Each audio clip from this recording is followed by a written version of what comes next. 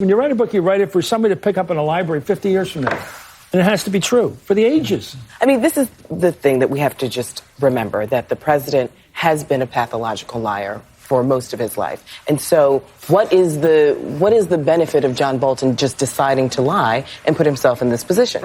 I think John Bolton's written 6 books in and out of government. He has a pretty good sense for what would not pass muster. The New York Times had an explosive story out over the weekend reporting that former National Security Advisor John Bolton's upcoming book is going to say that President Trump explicitly conditioned aid to Ukraine on an investigation into the Biden family. This is a man who was a key advisor to President Bush, George W. Bush, in urging him to get involved and to invade Iraq because supposedly Iraq had weapons of mass destruction.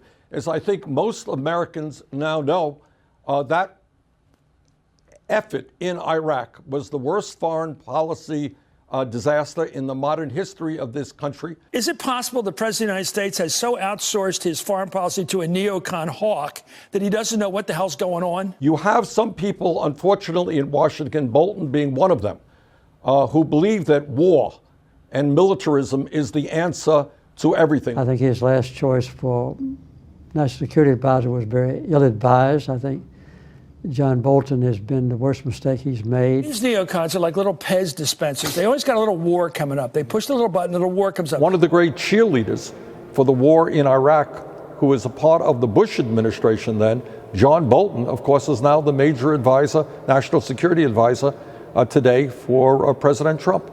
And once again, he has learned nothing. And in fact, he is one of the few people in the world who actually believes that the war in Iraq was a good decision. Congress refused to confirm him as UN ambassador because of reports he would bully government analysts and had a history of berating and undermining anyone who attempted to challenge him. So we should have learned the lesson of Iraq, and apparently at least John Bolton has not. His national security advisor must be pretty secure to step on the world stage, knowing the first thing people will meet is his mustache. This is John Bolton, by the way.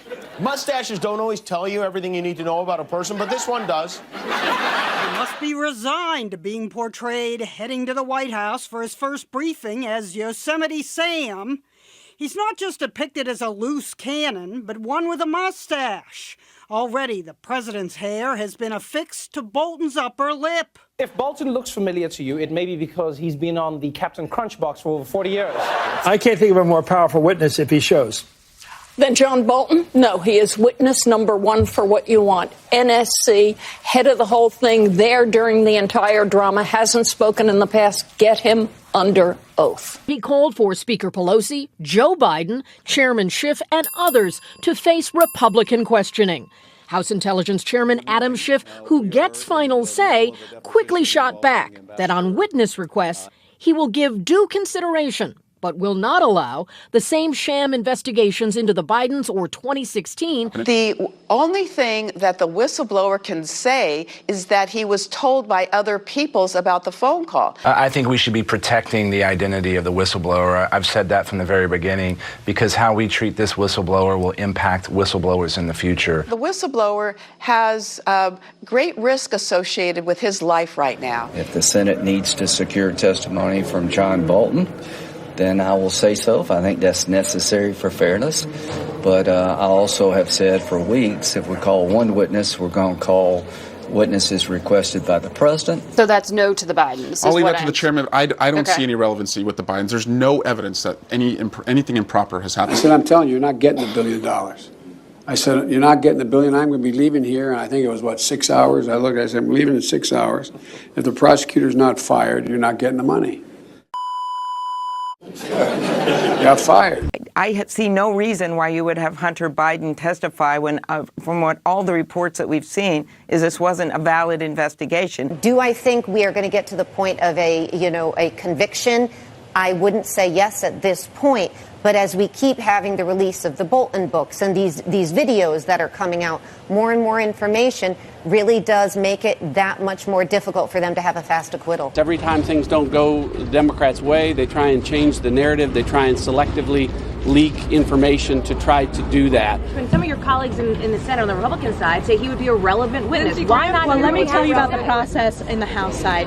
We went through 18 closed-door depositions with leaks taken out of context, with facts that have been debunked as we've heard and as the depositions have been released. This is nothing new. This is part of the Democrats' playbook.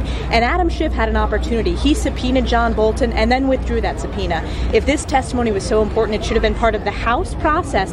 Adam Schiff chose not to get all the facts. And the most important facts remain the same in that Ukraine received the aid and there was no conditionality because there was no investigations into the Biden. Regardless of any of the other news stories, those facts remain the same.